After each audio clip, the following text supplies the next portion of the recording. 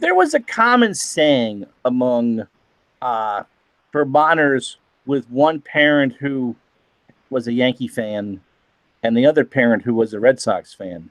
Their children, out of sanity, became Expos fans. And so my old partner, Ricky Keeler, who's a Yankee fan, and I, whom a Red Sox fan, had a child.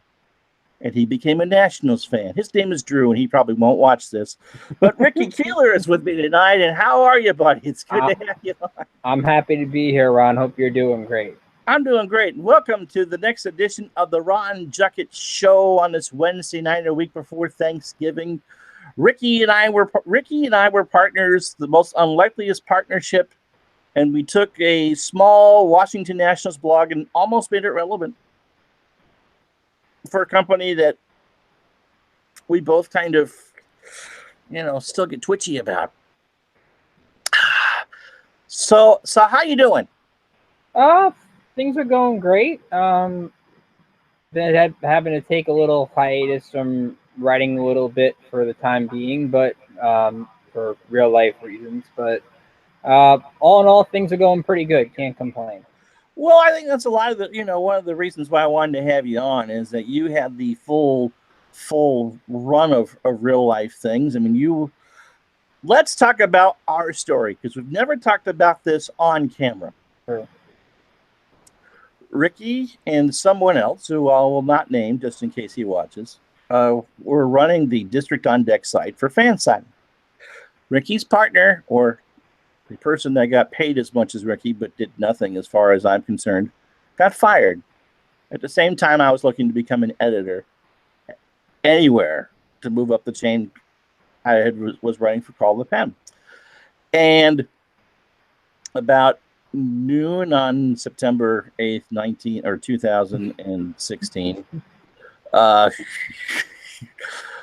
was asked by a boss, "Are you interested in the Nationals job?" Well, yes. Playoff team? Are you kidding me? I didn't want to write about the Cincinnati Reds. Great. Don't tell anybody. Okay, I won't. About 5 o'clock that afternoon, I had a new follower on Twitter. Happened to be the podcast writer for Yanks Go Yard. Oh, isn't that nice? Family connection there. Get to know him. About 5 minutes later, I get a friend request and a chat request from that guy. Okay. I'm very friendly, so for the listeners. Yeah, I mean, he's, okay, fine, that's okay. And out of the, I do a quick scan of the biography, and there's no mention of the word Washington and/or Nationals. Okay. He starts asking me about the Washington Nationals for a job that I didn't even know I had. And that's how Ricky and I met. Under the most unbelievably difficult circumstances, we were forced to become partners. And here we are, 2 years later, still friends. Tell them your side of that story. Yeah, basically, and I will say, like you said, we shouldn't name this person. This person and I got along great. So I was just as surprised that this person was let go, and I'm all in a panic because I was thinking I got to cover this team by myself. We have playoffs in a month because my story, I'm sure we'll get into later on, was when I was the Yanks Go Yard for a few years, they pushed me to be an editor, and I'm thinking with all the teams available, the Nationals are the best team. They got ready. My first off season, they signed Max Scherzer, so that made it even better. They had Bryce Harper, they had Steven Strasburg, they had everybody. But taking on that responsibility, it's a lot of responsibility, no question about it. And that's why I was always hesitant about it. So a good friend of ours, both of ours, Dave, said, you might like this. I'm telling you, like this Ron guy. So me being the frantic, oh my gosh, what just happened? This is why I reached out to Ron immediately to to try to get the connection going. Of course, that night Steven Strasburg gets hurt, so Ron always has that in his track record. That his first unofficial night, somebody got hurt on the Nationals. So there's a DC curse, and there's Ron DC curse. But nevertheless, just between 3 years and one Red Sox World Championship, which I'm reluctantly saying congrats. I still can't believe Steve Pearce is an MVP, but I digress. But nevertheless, it's been a good 3 years and started off really quick, but him and I have developed both a working connection and a personal connection that I'm very proud to have. Oh, absolutely. And that concludes the family modeling portion of the program, but it's absolutely true. We both are good friends and, love the chance to working together. And Ricky was great and did those shows when the Yankees were playing well in the playoffs. And Ricky failed to mention he was on a date when he got all this going on. So imagine that. You're on a date, Mm-hmm. you're relaxing, you're having a good time when all this happened. And so I was at lunch with my wife when Dusty Baker got fired. We Ron is missed it. always in these crazy places when weird moves happen. It's true. I mean, we were at a place in that ESPN and ESPN2 on the two big screens. And so I'm kind of, go out. I don't, try to take time off. I don't want to watch this stuff when I'm spending time with the wife. There's plenty of time for that. And somehow when the 5 minutes it took me to leave the restaurant we were in and until I got home and my phone had blown up. Like, what are we doing about Dusty? Well, what do you mean? What are we doing about Dusty? Dusty's not my problem. Oh, yes, he is. He's been fired. Oh, isn't that fun? All right. But it'd be fair to mention that the nights Ron would take off, crazy stuff would happen. Always. Like there's a certain tragic event that you had in your life. I won't let you get into that without you wanting into that. That we had a trade happen the one night you stepped away from a computer.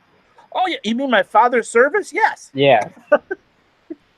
I didn't want to reveal the event because it's your event, but we had a trade happen while you were away on the night that you were trying to get away. Because, like you've always said on this channel and others, it's not easy to step away from the computer. I've had to recently, and you feel like you miss a lot. Al says, hi, you got any questions in the chat? Please put them in there. I don't have the other monitor on, but I've got the live feed and the delay there, and the sound is off. So go ahead and ask away. No, it was one of the crazy things about that experience is you take it. I think one of the things that I'm sure it caught you by surprise, once you finally became an editor, was how much time it took to do this. And 1 week, I actually counted. I think it was like a week in February before spring training.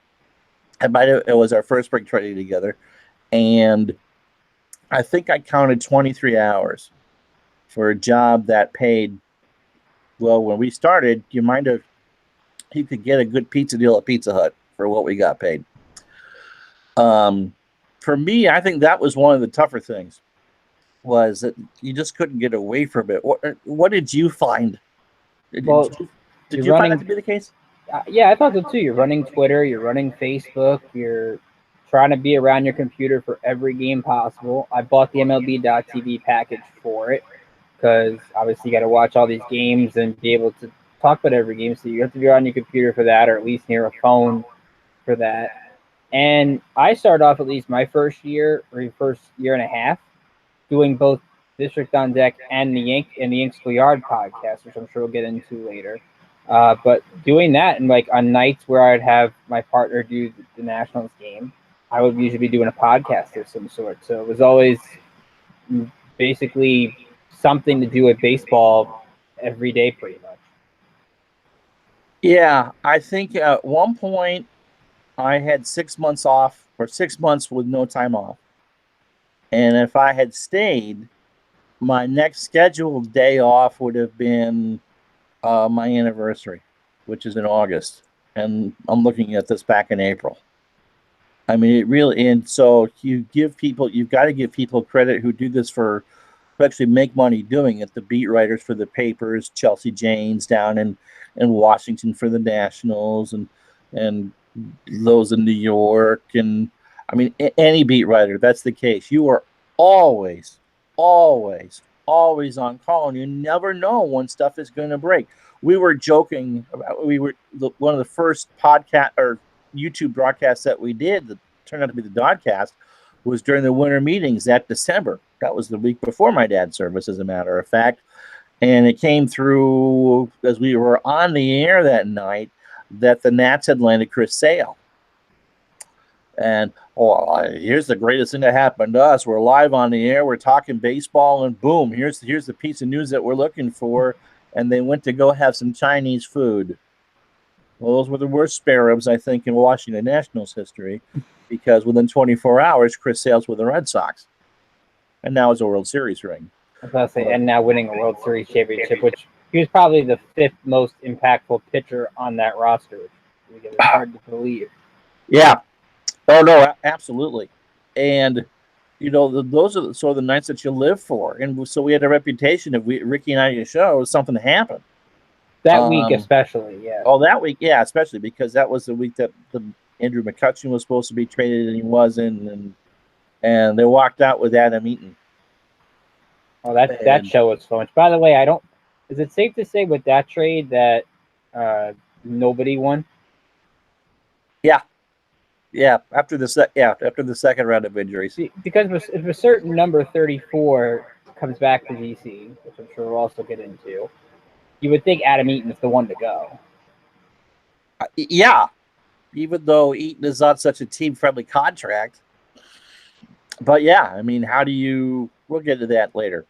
But yeah, and so it just worked, and it's a lot of work, and we did podcasts after 162 games, and then the playoffs, and so yeah, I mean, I never have been so emotionally tired as I was after Ricky's last show, which was Game 5 of the 17 season. I mean, I was wiped. That was a very tough way to end writing for District Contact. I mean, those who watch the show, it's emotional. Like you're not supposed to be, but you're most invested into the team because you write about them every day. You tend to like certain players and not like certain players, but especially after the year before, where you get to a Game 5 and you're right there, and Scherzer makes one mistake pitching against the Dodgers, and Jason Worth doesn't read a take sign. Then you have that Game 5 against the Cubs, arguably one of the craziest winner-take-all games I've ever seen. Yeah, you go back my first year because I only had been there about a month, and as you said, Strasburg goes down my first night.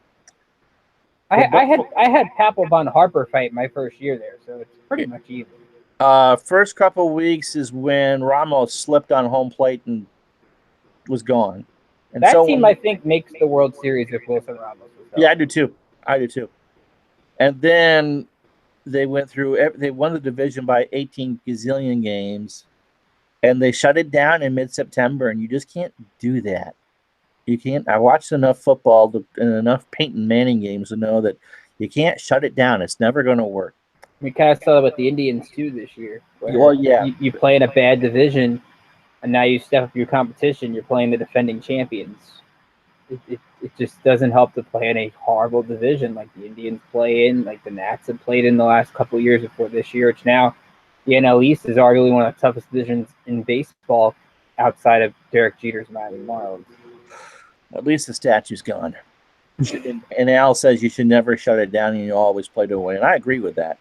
Now, back to you and the Nationals. I mean, obviously, there's a little bit of history with me because they were the Expos, and so I was quite familiar with their story and relayed that the franchise got a break and came to Washington, and it seems to be a lot of the same heartache between what happened up here and what happened down there.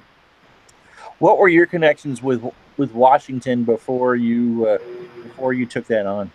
I didn't have any, to be honest. It was more, okay, my co-editor, my editor at the time at Yankees Yard, named Billy, great guy. Jason was the other co-editor, too, Jason Evans. Billy Grossly, we'll throw names out there. Would always push me to be an editor at Fansided. We had a lot of writers on our staff become editors a lot of different places. One being a friend of mine, Wayne Cavati, who does minor league ball and does a lot of great stuff now. So him and I formed a connection that we still have. That they were looking for teams, right? So I would listen to Dave about, okay, what teams are available, and it was the Nationals, the White Sox. One of our writers took the Indians job, one took the Marlins job, one took the Padres job, and I wanted a team that was in contention. I didn't want to write about a losing team. I'm not that. I mean, I would enjoy it, but probably not as much as I'm doing it every day. And I thought, wow, the Nationals, they have Harper, they have Zimmerman, they have Strasburg. They, like I said, got Scherzer a month into when I started signing him. And I thought it was a perfect opportunity. I got a chance to help somebody that was younger than me grow a little bit, and he got to teach me. And I think that was sort of, I didn't start till January 1st, so I had a month, unlike Ron, to where I could learn a little bit about the team. Okay, what opinions are too hot take-ish? I'm not a hot take writer. I like to report the facts. So it's more, okay, what's the history behind it? What can we do? We had more planning because off season. We didn't have to rush into games or anything like that.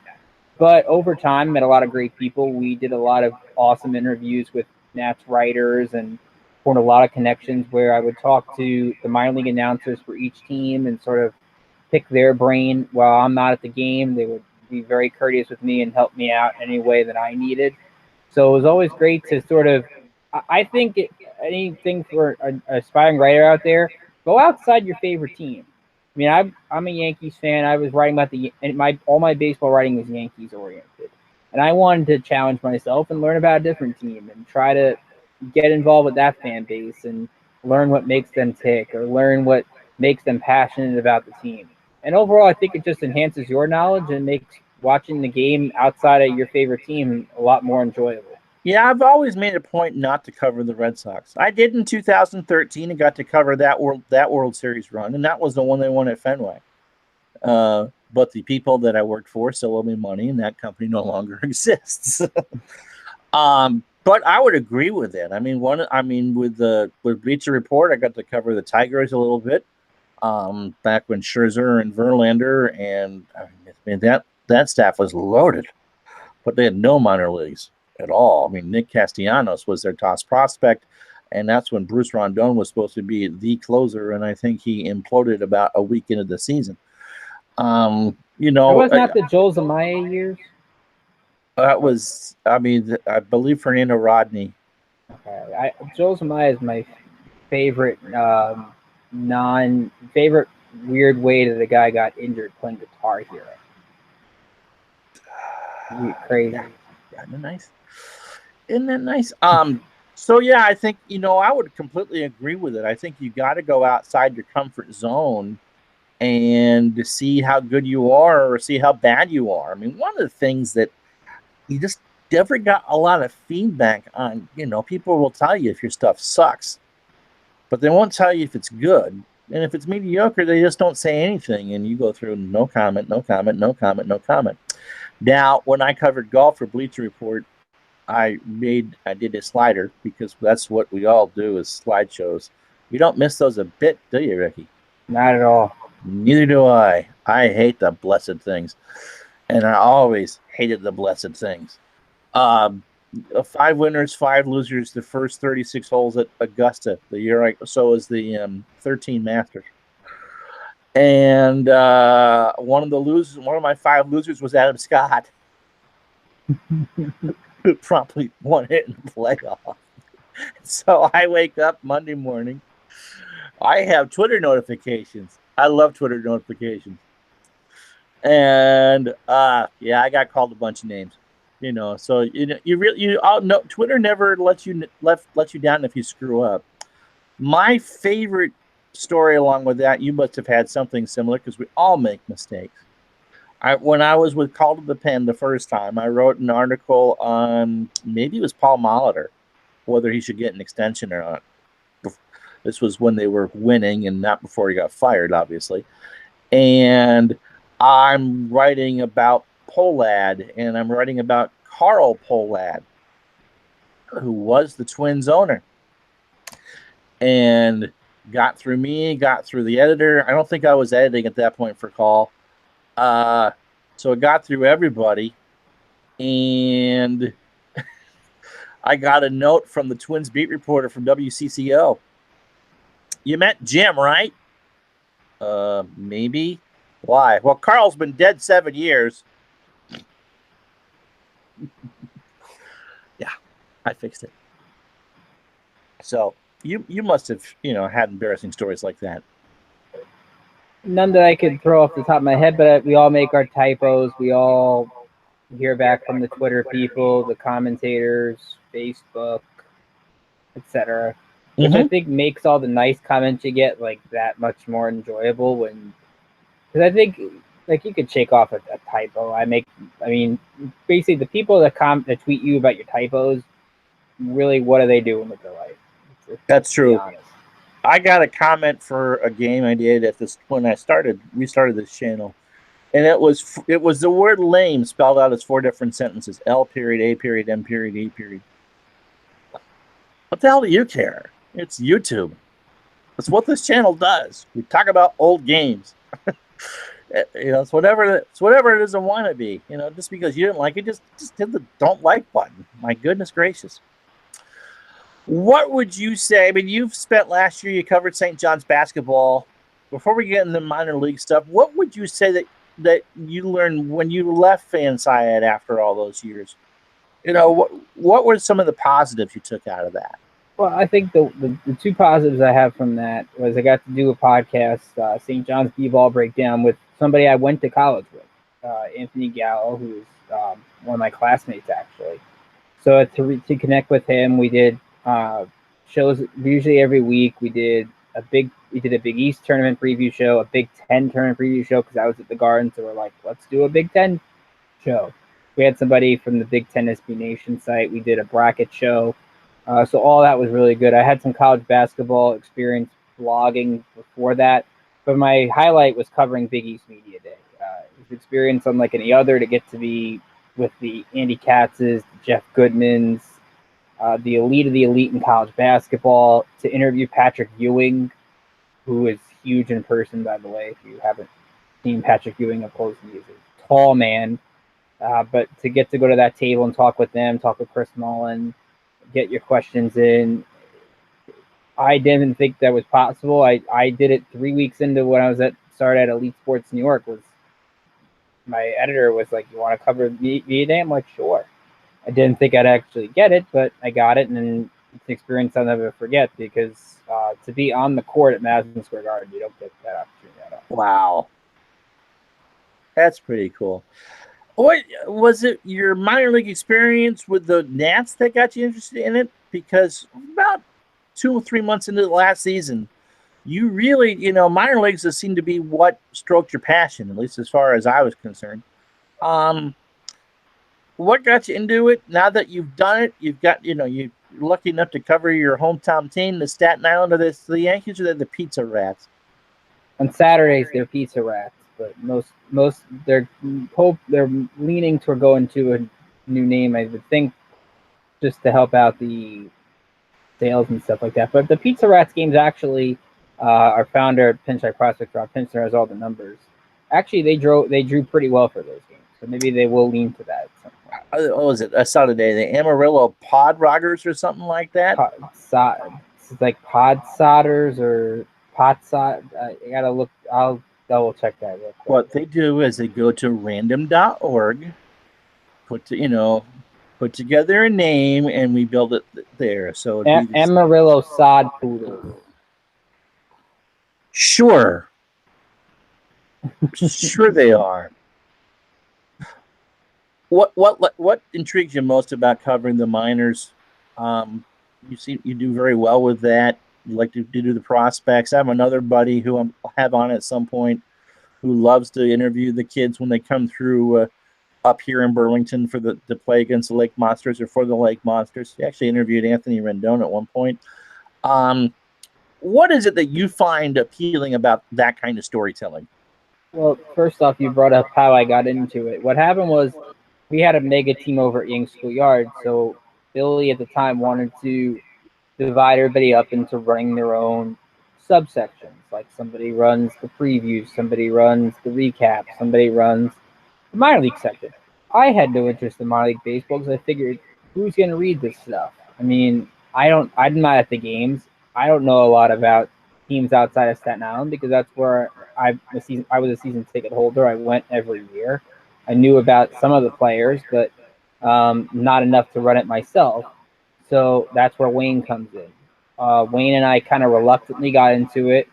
We We would do like a minor league nightly recap of like what went on. We would kind of alternate days for that, and over time, I actually enjoyed it. I got to cover Staten Island with Yank Schoolyard for a little bit, and that's where I kind of got that beat writer experience. Not to the point where I did a pinstripe this year, where I got to learn how to chart pitches and sort of learn some scouting things, which I think will help down the line. But I think overall, District on Deck, I just enjoy. Uh, every player has a story, whether you're a top prospect, whether you're a guy that was grinding for 3 years in independent ball and then came up and had a really good year. It's getting to know those guys that I think makes the job so exciting. And that's why even when we did phone interviews with players, it was great to get to hear from Carter Keeler or to hear from Eric Fetty or to hear from some of the announcers that cover the team every day. Like when I did a Yankees Yard show a couple of years ago for the trade deadline, the Yankees were actually sellers. That was a show I was excited about because I had back-to-back nights. I think it was Brad Bornabal from the Akron Beacon Journal on to talk about Clint Frazier and talk about some of the guys he's seen in Double A Cleat for the Akron Rubber Ducks. Then I had the next day the announcer for the Hickory Crawdads about Dylan Tate, who was trading the Carlos Beltran deal. It's getting the information from those guys, I think, was critical. But I think looking at the game differently because now you know the faces that come up, and I think what's great about minor league baseball now, there's so many sites that cover the sport that you now get a lot of these localized sites like Pinstripe Prospect. We just did a mega show before the ALDS with Sox Prospects. It does a fantastic. So many different teams now that have their own minor league sites. I know Nationals Prospects was a site we dealt with District on Deck, and they were very nice to us as well. So that to get everybody now being into it, everybody now knows who comes up. It's not a mystery anymore. Like you know the players, you know that Double A reliever that's getting called up for one night only. You didn't 10 years ago. I think that's what makes the sport so exciting because that player is achieving his dream, and it's just great to know the backstory behind that. So tell me about Pinstripe Prospects and how you got involved there. Well, Pinstripe Prospects, we have a great team there covering every Yankees minor league affiliate, every player. So if you're looking for information on a team, a player, etc., we have it for you. PinstripeProspects.com, Twitter at Pinstripe Pros, Instagram Pinstripe Pros. Robert Pimpsner is our founder and lead guy. He runs the whole show. Basically, how I got involved as well, I was at Yankees Yard. Rob covers Staten Island for like the last decade or so. He does fantastic at it. And he always pitched me to the idea of, oh, hey, why don't you come join Pinstripe? And it was a new site he started at the time. And I'm like, always hesitant to start new things. It's just the way I am. So once I left Yankees Yard District, I was kind of looking for a place to do baseball again. And because I was doing only basketball for Lee at the time. I do some Mets there now, but very infrequently. So I brought up, like, you need anybody? And so I went and covered Staten Island this year with my partner, Lawrence Krieger, who did a fantastic job. We would both be at certain games, but there are days where I would be at a game and he wouldn't be at a game. And all in all, I think, I mean, it's biased because I write for them, but I would say we're the best Yankee minor league site out there. I mean, we have all the breaking news, all the scouting reports you can ask for. We got podcasts as well. So draft, anything that you're looking, amateur draft, international scout. I just did an interview a couple weeks ago with Kevin Alcantara, who was a 16-year-old kid from the Dominican Republic who signed with the Yankees during the international period. Great kid to talk with. Talked about how he wanted to make the sign with special team, play baseball because his dad couldn't, because his dad had to work. So to have that kind of mentality at 16, I thought was incredible. That's pretty good. Yeah. I think just that you can tell that kid has a bright future just by the weight. Like he's talking about, I like Aaron Judge because he's plate discipline. You don't get that a lot at 16. No, not at 16. Not at 16. Not at all. But, I think when I read sites like that, or when I go to those or MLB Trade Rumors, or more of the grassroots homemade sports sites as opposed to the bigger commercial ones, you can tell that they're even if the writing isn't as crisp as The Athletic or whatever, you can tell that they're being run by people who deeply care about the subject matter, and it shows through and through. And people want to tell their stories. I know when I've done podcasts before. I mean, especially older players and younger players. I mean, you had some good interviews when we were at District of some minor league players. I mean, you also had stories that you still can't tell about just what a pain in the tushy it is to get some of these people on. But once you get the person that wants to tell their story, they're very captivating. Oh, absolutely. And I would think even nonprofit wise, I mean, I could tell you a couple interviews that I did for Yanks Yard Show at the time. Basically, I did that show there for about 5 years in different podcasting formats. Eventually went to Blog Talk Radio, uh, and I had some great success there. And we interviewed Jim Leyritz right after Derek Jeter's final game, so that was an emotional interview. I interviewed Alvaro Espinosa, who I not had much knowledge of. And my editor's like, you gotta talk to him. And I'm like, all right. So I did some research. Nice guy. Billy Sample was another great interview as well. So to get to sort of pick their brains, I had on Yankee historian Marty Appel for my 100th episode. And to pick the brain of that guy, I have his book, Pinstripe Empire, which is like 1,000 pages. I don't know when I'm ever going to finish it. But this guy knows everything. So to pick his brain about past moments I could never think of. I mean, I'm 26. I mean, I don't have a lot of memories in the archives either for the Yankees or the Patriots, which is my other favorite team.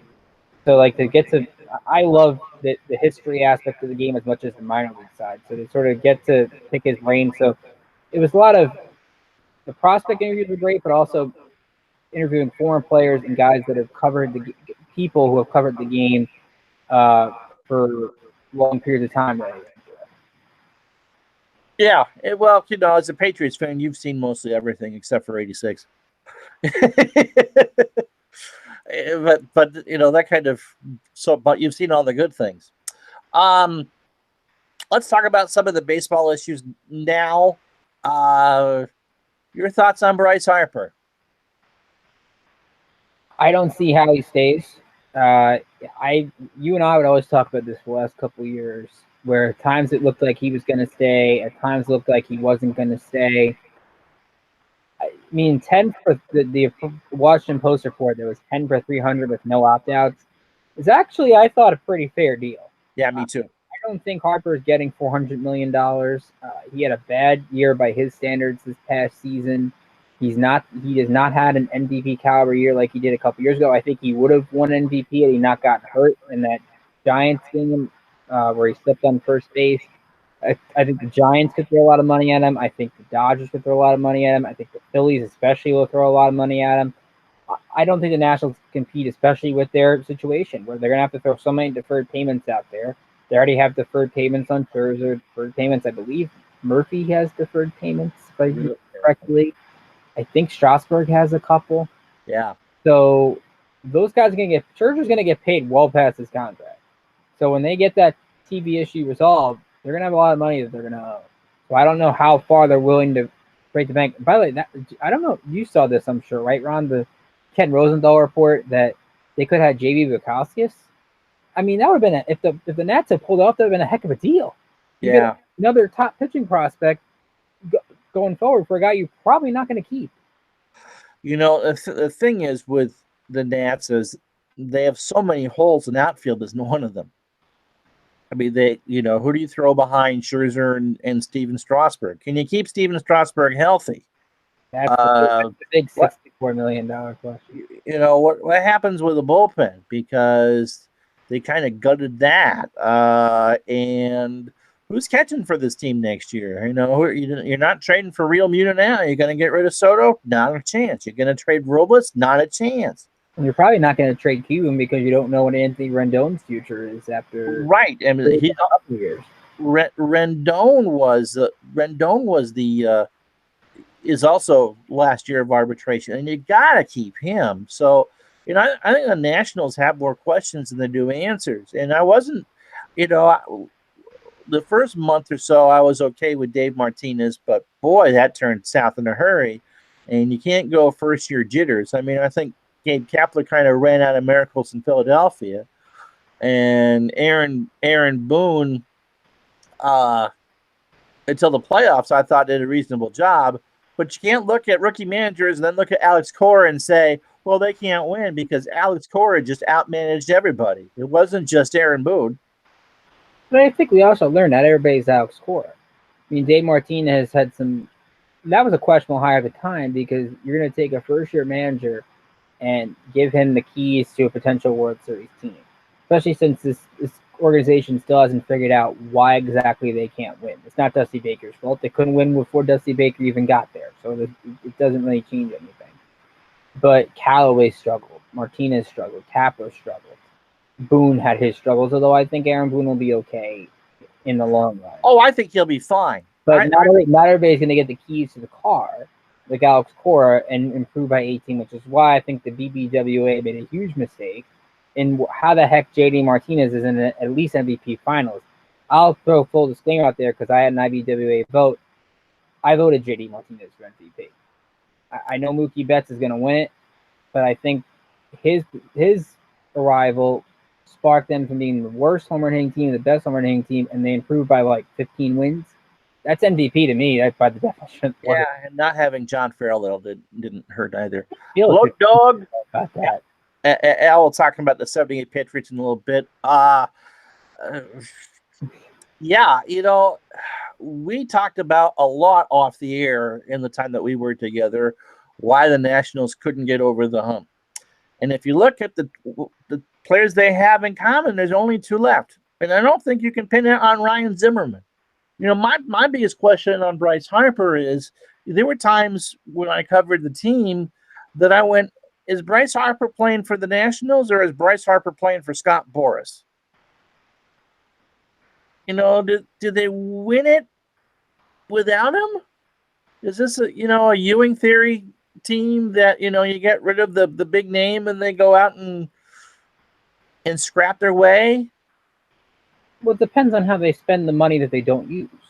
That's true. They still have a lot of money at their disposal, even if they don't sign Harper.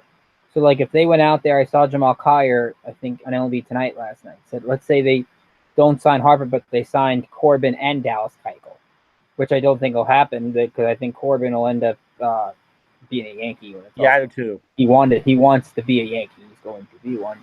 But Keuchel would be interesting. Ground ball pitcher, left-handed. They need a lefty guy. They added to their bullpen with Kyle Barraclough, and I think they still have some good pieces in the back end. They have some good outfield depth. They can still win. The challenge now is the NL East is not a crapshoot anymore. I mean, the Braves are really good. I think if they had not played the Dodgers, I think Atlanta could have made a bigger run than they had. Philadelphia is right there, and they're going to add. And the Mets, I think, even with their new GM, who used to be an agent, Bernie Van Wagenen, they still have a great pitching staff.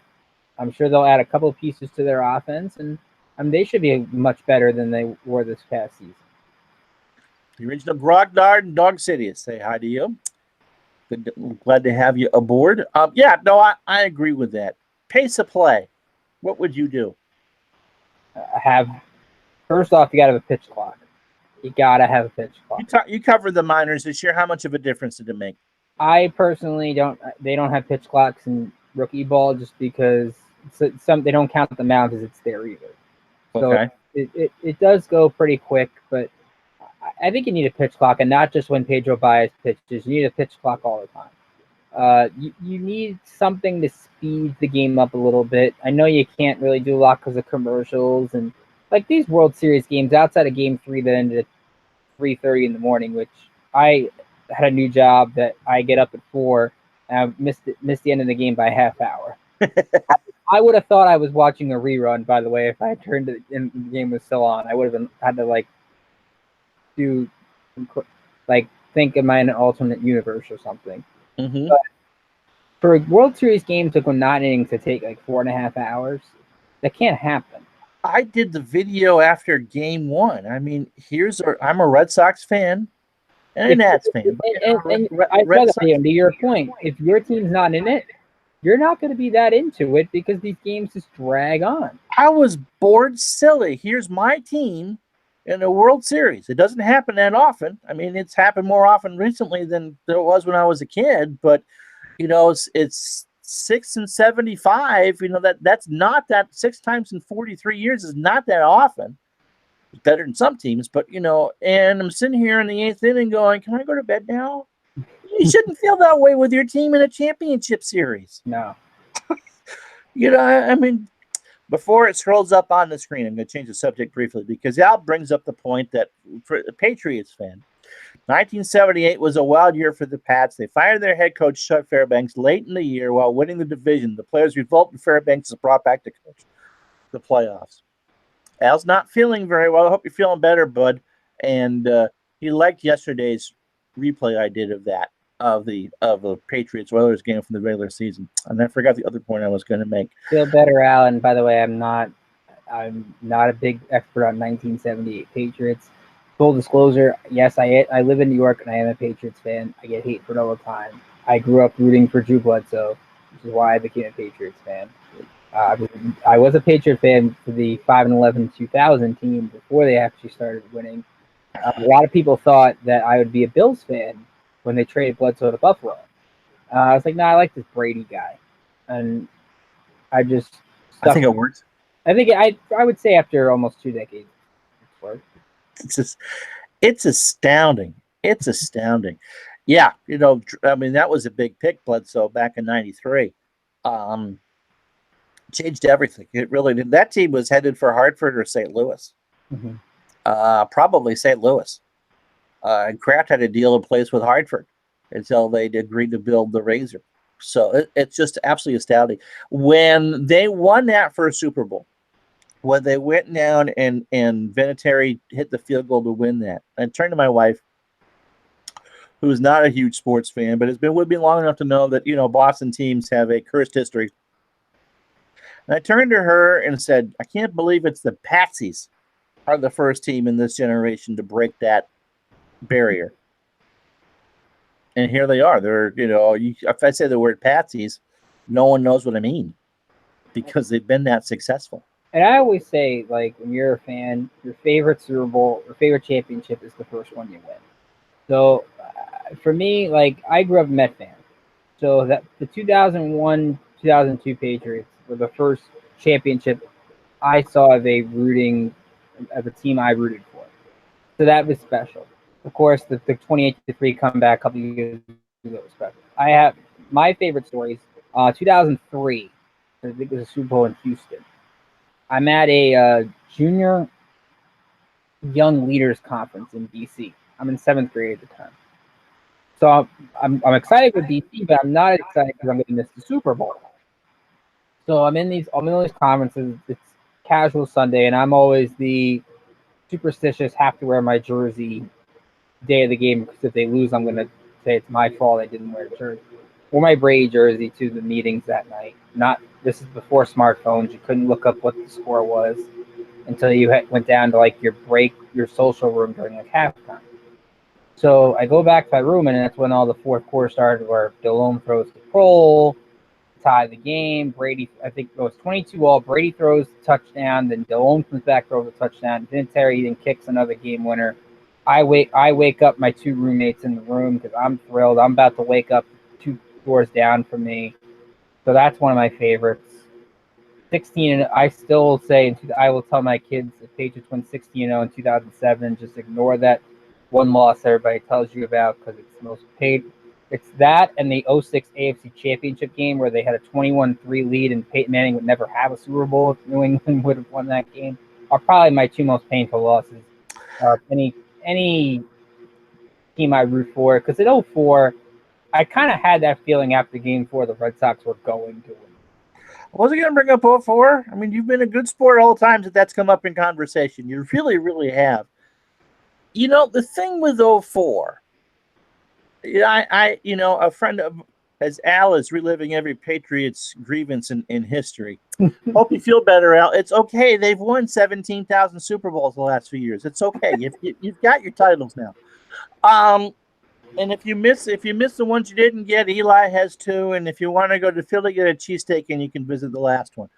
I do like the tuck rule, though. By the way, that That is actually a good story for Al because my brother, who's now 16, came home from the hospital that night. So that's also that's Oh, why I cool. remember that game. Um, 2004. I mean, they had come so close in 03. And I mean, Billy Miller won the batting title hitting ninth. And Grady Little left Pedro in. And why the hell Timmy Wakefield is closing is beyond me. I mean, he should never have gotten any of the blame for that. That was all on Little, and Little was gone. Can we go back in time and find out who actually was left on the available for that? The part wasn't anybody. Yeah, because Mo pitched 3 innings that night. That was yes. So a friend of mine who's no longer with us, asked me, "You gotta be excited. You beat the Yankees. You beat the Yankees. You beat the Yankees." And he hated the Yankees. My friend Johnny Cunavellis, who would have been on the show if he was alive, served in the Coast Guard in Brooklyn during the Second World War, and I always joke that he saved Brooklyn from the Nazis and Yankee fans, because I don't think anyone hated the Yankees more than the borough of Brooklyn. I don't know if that's still the case anymore, but certainly was when the Dodgers. Yeah, it's still more Met fans than Yankee fans. But Yeah, the hate is what it was. That's why, if I ever could go back and root for a team in history, probably the Brooklyn Dodgers because they were really such a classic thing. And Fred Wilpon has such a fetish for them that he built Ebbets Field out in Queens. And so he's going to, "You beat the Yankees. You beat the Yankees." I said, "I don't really care about the Yankees. It's the Cardinals that I want to beat."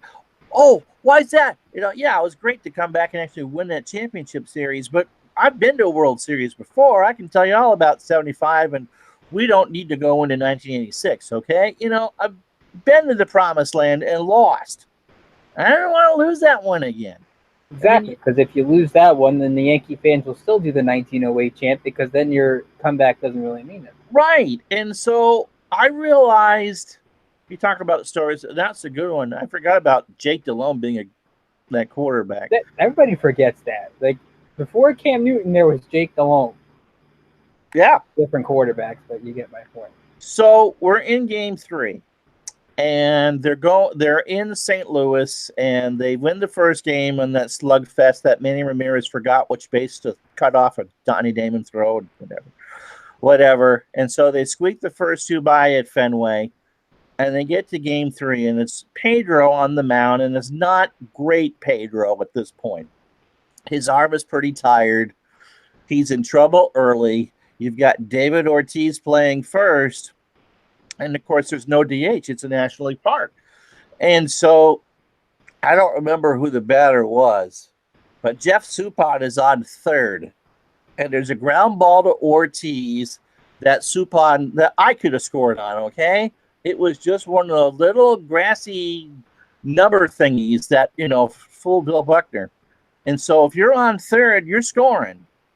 And they told Suppan to go, go, go, and he heard no, no, no. And so he gets about 10 feet down the line. Ortiz somehow makes a play at first, looks and sees that Suppan is a dead man walking at third, and gets the double play. And that was it. I knew right then and there that the Red Sox were winning that series because those things didn't happen to Boston. We get Tim Wakefield to close. Thank you, Aaron Bone. We appreciate that. And so, yeah, so those next 2 days were pretty damn exciting. But yeah, you're right. It's the first championship that you take in that's there. I still say, and I don't know if Al would agree with me or not, this was a bit before your time. I still say the biggest game in Patriot history came in 1985. They went to the Orange Bowl to play the Dolphins in the conference championship. They hadn't won in Miami in 10 years. They still don't win there that much anyway, but nevertheless. Right. They've won more in this decade, last 2 decades, than they did ever. But I'm telling you, I think the biggest game in Patriots history was going down to Miami and beating them in the conference championship. Mm-hmm. No one in the AFC East went down to Miami and won, ever. I think the Bills went 15 years, and then the Patriots went 10. AJ Dewey still haunts people in Queens. Well, think about it the reverse way. I don't think Miami's won in New England since 2008. Probably. Not Since many the, teams have won in since the Wildcat game, I think was the last time the Dolphins won there. Yeah, I'll agree. Squish the fish. Um, I mean, yes, it's they're still pulling chunks of Tony Eason out of the AstroTurf at the Superdome from what the Bears did, but that really changed everything for the Patriots, I think, and for the better. And of course, as a Michigan fan, I miss quarterbacks that went 20-5 as a starter, and we chased Tom Brady away. We all can't beat Brian Greasy. By the way, I would rather lose a World Series than lose a Super Bowl. Like, you're a World Series loser like the Dodgers. Nobody's really going to remember you, even though you've lost back-to-back World Series. Like, oh, yeah, the Dodgers, nice team. Super Bowl lose, like, oh, yeah, you're that team who lost to that team in the Super Bowl. So if you have to have a team that loses one of those big games, lose the World Series. Don't lose a Super Bowl. Well, Dog says the Patriots were lucky not to play in Cleveland. That's probably true. As someone who remembers Bill Buckner, yeah, I would say that that's not true. I think it depends on how you lose the World Series. Sure. I mean, yes, in 75, no one really cared that the Red Sox lost the World Series. Ronald Fisk hit the big homer in Game 6. Yeah, the Reds won in Game 7. If you really want to be pedantic about it, you really still can't mention the words Jim and Willoughby together in the same sentence in certain places without getting a big deal. But I think, for the most part, you're right, unless you lose it in dramatic fashion. Sure. That is the what's the word I'm looking for? The fine print in that. Yeah, no, you're right. And Dog says, congratulations, you get to play the 85 Bears, which was that. But yeah, you're right. I mean, you do this on a stage with 100 million people. But, as a Bengals fan growing up, I never felt any terrible remorse that they got beat by the 49ers twice. And the second game was an absolute classic. Like, yeah, we got beat by the team of the 80s twice. We made the Super Bowl. But yeah, you're right. I mean, it's different from my perspective. I would say the only Super Bowls that the second Super Bowl with the Giants, I kind of expected a loss because Rob Gronkowski wasn't healthy. They were not at full strength for that game. So you guys were favored for all those the Giants, I thought, were the better team the second time around. I still can't explain the first time around. I don't know what happened. I called up a radio show like 2 weeks before that and said, winning a 19-0, and the guy was saying, well, you're a little too confident. Yeah, it probably was. I was in high school then, so it's a little different. Last year's Philly's better. I was pissed my team didn't win because Brady's 40. When is they going to get back there again? Who knows? Maybe it's this year, but they don't look like it's going to be this year. But at least Nick Foles was a story to be happy about. No, that's true. Like, if it was, my girlfriend, who, if she watches, I hope she's watching it. She's the best. Her family roots for the Giants. So I hear about, it's safe to say I hear about 18-1 a lot when I first started dating her, from her family. So that's the downside. But she has become a Patriots fan very slowly. Yes, Dog. I certainly remember Game 7 of that World Series too. But most people will blame Buckner, and it was never Buckner's fault. To get back to that, you guys were favored for all of those, and the infamous early editions of the. No, you're right. 0-1 was not. 0-1 was probably the biggest upset since the Jets beat the Colts in Super Bowl III. But you go back to the Atlanta game, where the early editions of the Globe, Boston Globe, were out, and it's Brady sitting on the turf watching that pick six. And I forgot what the headline was, but they essentially did a Dewey defeats Truman. Is it a hot take that if they didn't win that game, Tom Brady's not the quarterback right now? Well, they were very high on Garoppolo. They were. I was at the draft for that too. I was happy for that pick. Yeah, probably.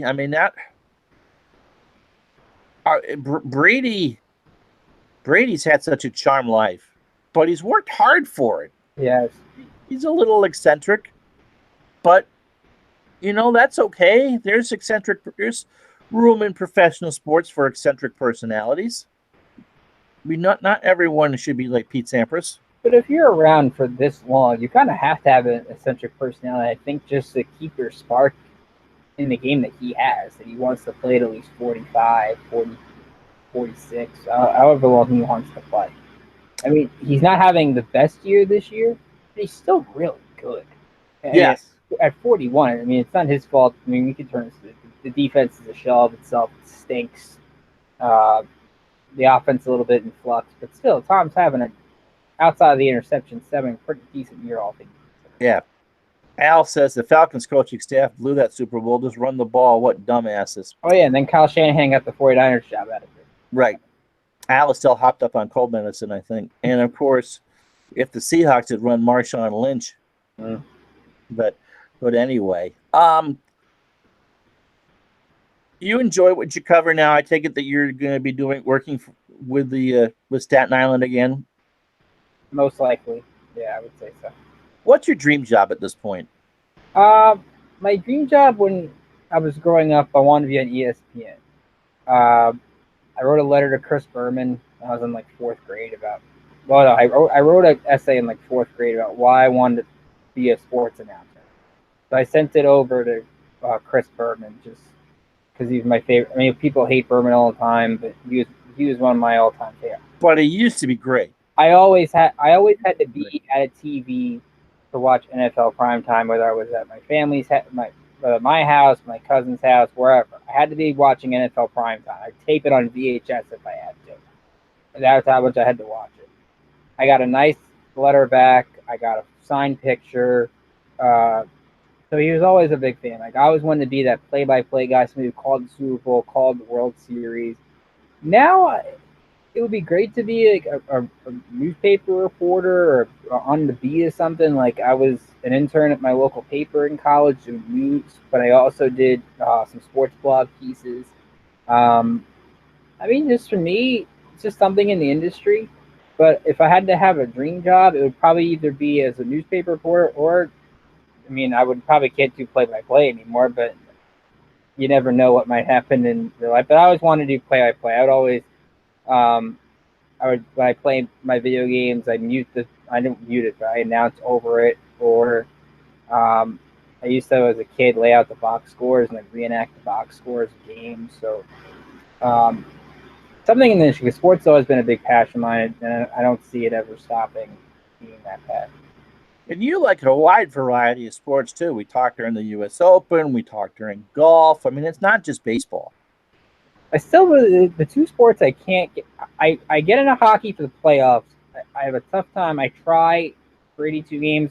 I used to do a show on Blog Talk called What's Brewing on What's Brewing Network called Kicking It with Keeler. The guy I did the show with would always try to get me into hockey. I tried. I'm more of a playoff hockey guy. I'm still not a big soccer guy. I have a family friend who plays in MLS. Still not a. If Team USA is not on, I'm not watching soccer that much. But yeah, most of the time I love tennis. I love watching Wimbledon, U.S. Open. I'll get up at 5 in the morning to watch some Australian Open. I love the majors in golf. I love Tiger. Tiger Woods, my favorite. So when he won this year, I was ecstatic. I had to be around my TV just to watch him play. That was great to see. You were buzzing about that too. Oh, I was pumped. Every time Tiger got close, I was bummed out because I was like, "Oh, is this the time he can never?" At least he won something. Isn't Augusta going to be fun? Augusta's always fun. It's the other three majors. I need Tiger to be in it, like just to keep the juice on. But all the majors are great. But yeah, I think college basketball has become one of my favorites. I used to do a show. I like college football, but I've never really written about it. College basketball. I used to do a show on the What's Brewing Network called Bracket Palooza. I was like everybody has their selection Sunday shows. What we would do during the season, we used to do something called the Student Section Showdown. We would have sort of each week, we turn into Student Section Showdown. When we had a big college football game, we had the student sports editors from each newspaper come on and talk about the best game of the week. But we'd have a different college basketball reporter every week. We had the Duke reporter, an Indiana reporter, Gonzaga reporter. So we took our guests and we had them on like, okay, we used to try to have someone from each region of the bracket, and we did that for like 3 hours, and that would be my project to put together. So I always enjoyed getting like we talk about the prospects, like hearing Mhm. from students, because I was a student at the time too. I had season tickets my freshman year at St. John's when they made the tournament. I was under the basket for the Kemba Walker step back shot against Pitt. Although St. John's lost to Syracuse in the quarterfinals, but still they get to go to the Big East tournament and sit under the basket in the Garden, and to be there when they beat That's Duke. pretty good. To be there when they beat Duke when Kyrie Irving was on the team, although I don't think he played, or if he played, it was very sparingly. Those moments you don't forget. So you have to grow, I think, into knowing a lot of sports, because you can't. It's like when you have your kids and then you don't want to stick to one sport because you never know what could happen. You want to watch a good variety of sports, because I think it just helps, because you're not going, oh, it's 6 months till the baseball season. You have something to tie you over into the next year. I was surprised because I asked for the job when I left district and kind of hung around, and um, they offered me the Caps job, Stars and Sticks, and I really don't want it. I mean, I wanted to do hockey because I knew that winter was coming, and it was easy to, I liked hockey, but I hadn't written about it. I was surprised, Ricky, how easy it was to get to know it, as far as understanding what good stats were, and how to string that together. If it wasn't for A the lot of fact that plus minus, what? a lot of plus minus. Well, plus minus is if you get a plus if you're on the ice for an even strength or a shorthanded goal, and if you're on the ice when you give one up, it's a minus. Mm-hmm. That I do know. It was the fact that I had to do 50 pieces by myself. I didn't really like to do. But I mean, so yeah, I mean, my mother would tell people when I was a kid, well, if you can get hurt, Ron likes it. And she was right. Um, but yeah, no, I hear you. Let's see. Dog says, whenever I feel bad about the times that my Cleveland teams have choked, so I look to Atlanta. Wow. And Seattle choke. Yeah, Seattle choke too. Yeah, I think you gotta be prepared to write about everything. I'm not a huge football fan, which is kind of strange in this channel since bulk of it the last couple of months has been a football season. But you have to understand that a lot of people that you're not necessarily writing or creating content for your own enjoyment. Not that I don't enjoy doing those things, but you understand that people want to watch certain things, and they want to watch football. They want to watch some baseball. I tried doing some hockey on here, and I'm like, no, a couple people would watch, but I see my numbers, and I nope, not worth choking out live streams for that. But yeah, no, but that's good. But you have a lot of opportunities in New York, and hey, John Sterling can't stay alive forever. That's true. That's true. Although he's still one of the more iconic. I mean, albeit he doesn't know when a home run is actually hit, but still to be around that long, he did. I remember he's doing a Nets game, I think, in a But he couple did. He's weeks. doing it against the Hawks because when he was in the '80s, he worked for TBS, and he was part of that Atlanta crew with Skip Carey, Pete Van Wieren, and Ernie Johnson Sr. And I don't think there's a Yankee fan on the planet that hates the Red Sox as much as Ernie Johnson Sr. did. He tried out for them, and they refused. He's from Brattleboro, Vermont. Didn't know if you knew that or not. And so he tried out for the Red Sox, and the Red Sox told him to go pound sand. And he went and tried out for the Boston Braves and signed. But ended up, I don't think he pitched when they were in Boston. He was a relief pitcher when they were in Milwaukee, and stayed with the team and became an announcer when they moved down to Atlanta. And so there you go. Ernie Johnson was born in Brattleboro, Vermont. His son wasn't, but I think Ernie Jr. is from Atlanta. This is where we have some graphic pop up in the bottom of the screen. It's called Ron's Fun Fact of the Day. That But anyway, the point being that Sterling would call Hawks games on TBS. And was good at it. And he also, if you go back and look on YouTube for the clip of the Rick Camp home run against the Mets from July 4th, 85, that's Sterling on the call with Ernie Johnson Sr. I'll eat my hat, and he hits the home run. Although, if you had to rank New York baseball broadcasters, I would say Sterling and Waldman are probably last. Because Oh, because easily. you got the Yankee TV crew, but then you got the Met Radio and Met TV crew, who you could make a really legitimate argument that they're the top 1, 2 TV radio I in the don't city. understand why Ron Darling is terrible on national broadcast because him, Gary, and Keith. You and I both said that. Like, I mean, I have Ron Darling. I have a different story with where I like him more than I think a lot of other people do, but I would think that Ron does a great job with the Mets. I was surprised that nationally, you and I at least both said this. I don't get it because even when it's just him and Gary, they're very watchable. And I've covered the Mets just to watch them every night because let's face it, Gary, Ron, and Keith or Bob and FP. Really? And I don't know what Sterling has with the Yankees. I mean, they've had a series of homer announcers before. Al's old enough to remember when Bill White and Phil Rizzuto called games on Channel 11 because we all got them on cable. And well, there's some great stories about the scooter. So you're not used to the Yankee homers never. And Al says love Kiner and McCarver for the Mets back in the day. Tim McCarver was wonderful on Channel 9. Even to play-by-play. I mean, he was a good announcer.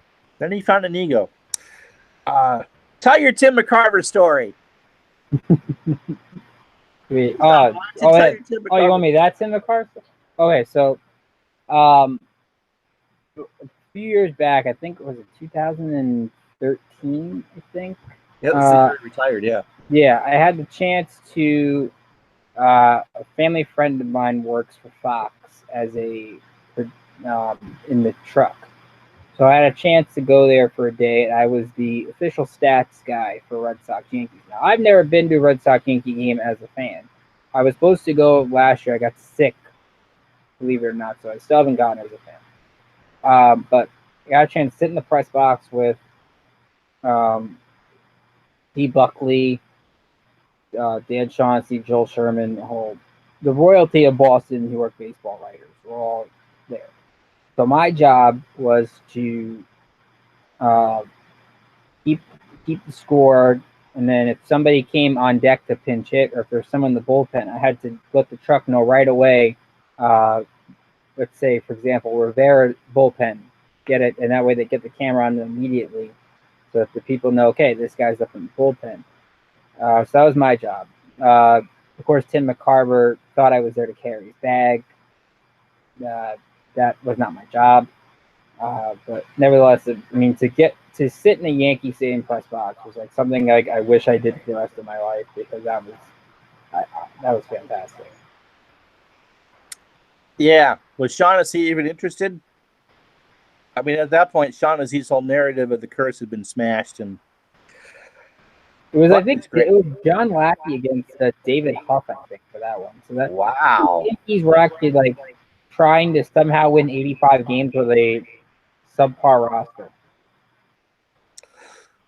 You guys are going to miss Joe Girardi at time because he did some great managing jobs for you over the years. Kept you in wild card races you had no business being That's in. why I thought they made a mistake firing Girardi and not bringing him back. I know why they didn't do it, but I mean, I think you saw this Yankee team rally around Girardi, because it looked like after they blew that game against Cleveland in Game 2 a couple years ago, he was going to get fired, because I think his move looked like cost them that series. They rallied around him. They won that series. They competed like crazy against teams.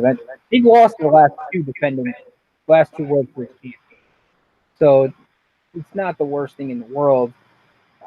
But Joe, I think, while he was not friendly with the media, players like him. I think that whenever Joe Madden leaves, I think he's the next manager of the Chicago Cubs. I would be shocked if it's somebody else besides him. That's why I was surprised he was even a top 3 guy for the Reds job.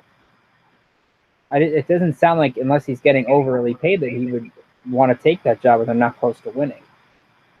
Yeah, the Cardinals job I thought he might have wanted. I certainly think that I think it'd be great in Washington, especially if if they don't keep Harper.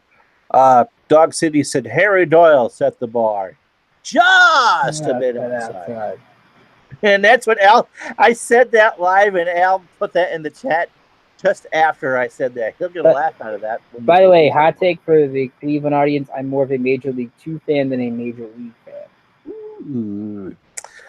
All right, if you got any questions for Ricky, I've just got a couple more, and then we're gonna go because he's been a good sport and has to get up early in the morning, I think. I go a little. I go. I'm actually off tomorrow. I go okay. Well, if there's any questions, shoot them in the chat for Ricky. Dog City has got that, and I got a big smile.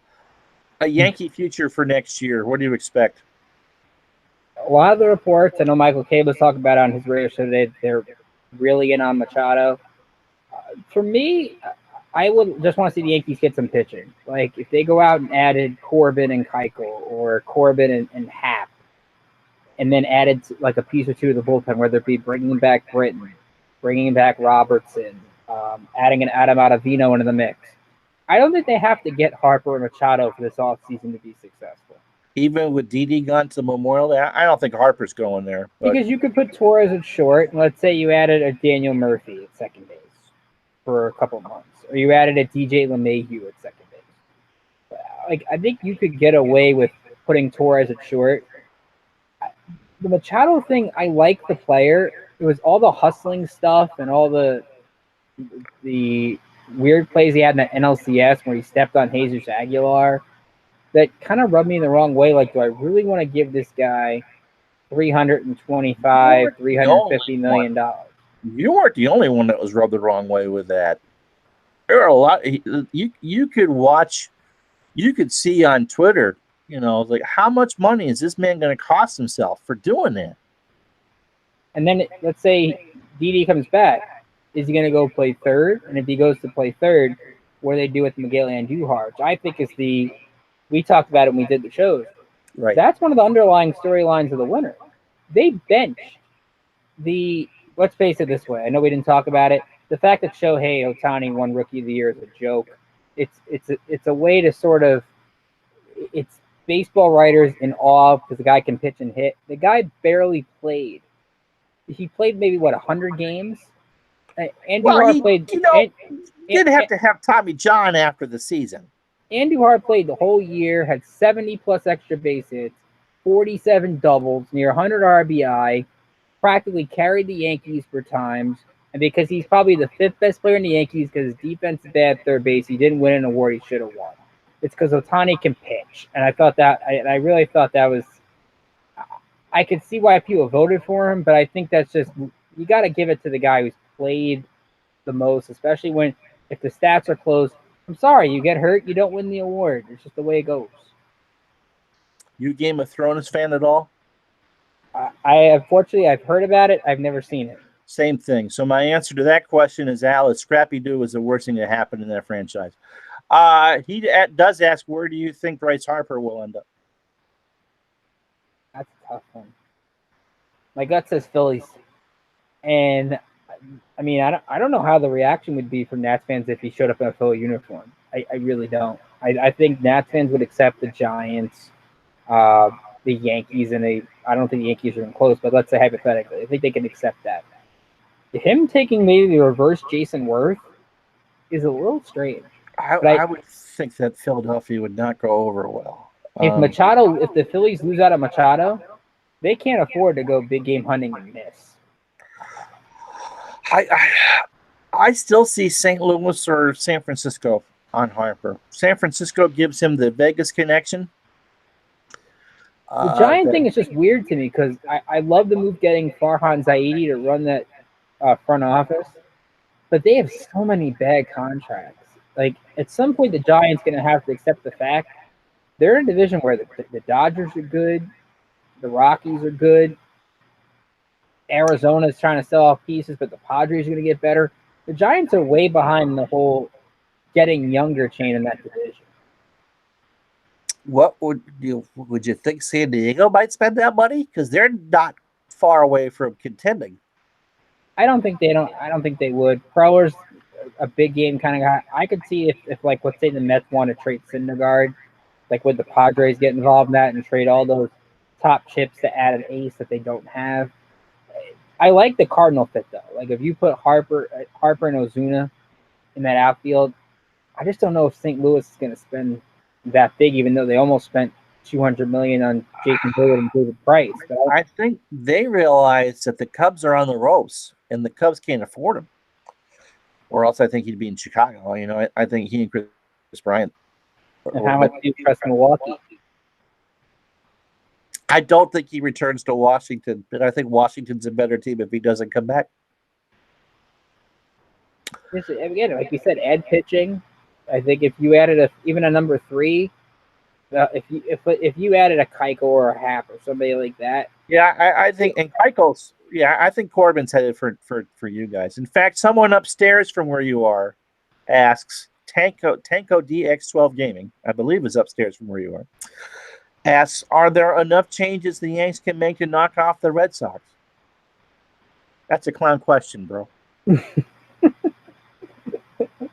Oh, I will say to that, you have 2 teams that are 100-win teams. They're both going to be back at that same spot next year. I mean, to me, why the Yankees lose that series? They don't have any situational hitting, which the Red Sox have a ton of it. And I think the Red Sox had better pitching.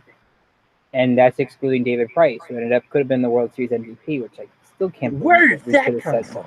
We were on the air a couple weeks ago saying, how could David Price pitch against the Astros, and he almost won World Series MVP? I'm doing the Dungeons and Dragons thing. I would be, by the way, before you get to that, yeah, I would be afraid if I'm the Yankees if Boston brought back Eovaldi.